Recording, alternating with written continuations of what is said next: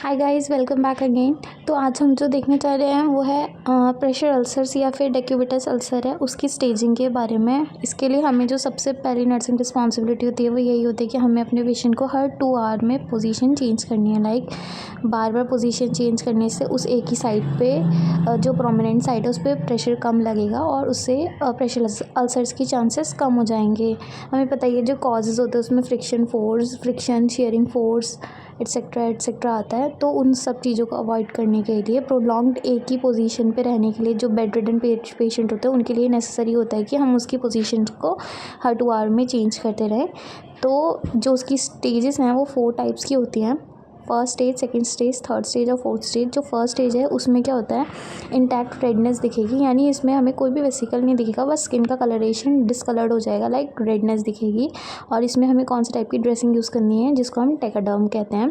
Second stage जो है उसमें जो होती है हमारी डर्मिस भी विजिबल हो जाती है जो कि रेड शाइनी या फिर वेसिकल और थोड़ी वेट जैसी दिखेगी। और ये मोस्ट पेनफुल स्टेज है क्योंकि इसमें नर्व एंडिंग भी इन्वॉल्व हो जाती हैं और इसमें हमें हाइड्रोजेल टाइप की ड्रेसिंग यूज़ करनी है। जो थर्ड स्टेज है उसमें सबक्यूटेनियस टिश्यू इन्वॉल्व हो जाते हैं, ये ज़्यादा पेनफुल नहीं होती है और इसमें जो हम ड्रेसिंग यूज़ कर सकते हैं उसको हम हाइड्रोकोलाइड ड्रेसिंग कहते हैं या फिर ड्यूडर्म। फिर आती है स्टेज नंबर 4 जिसमें जो हमारा जो थर्ड स्टेज है वो हमें वाइट हार्ड और ड्राई कलर में दिख सकती है अपीयरेंस में। स्टेज 4 जो कि इसमें बोन्स और मसल्स और कैविटी भी इन्वॉल्व हो जाती हैं, तो हम इसे बहुत स्टेराइल तरीके से डील करना पड़ता है जिससे कि इन्फेक्शन ना जाए अंदर तक। इसीलिए हमें sterile foam and sterile dressing use करनी होती है। डेहिसेंस क्या होता है ये भी हम ये प्रेशर अल्सर्स के अंदर ही पड़ते हैं। जो भी हम लाइक वोन्स को सूचर्स वगैरह लगाते हैं तो अगर वो सूचर सेपरेट हो जाए तो हम उसको डेहिसेंस कहते हैं।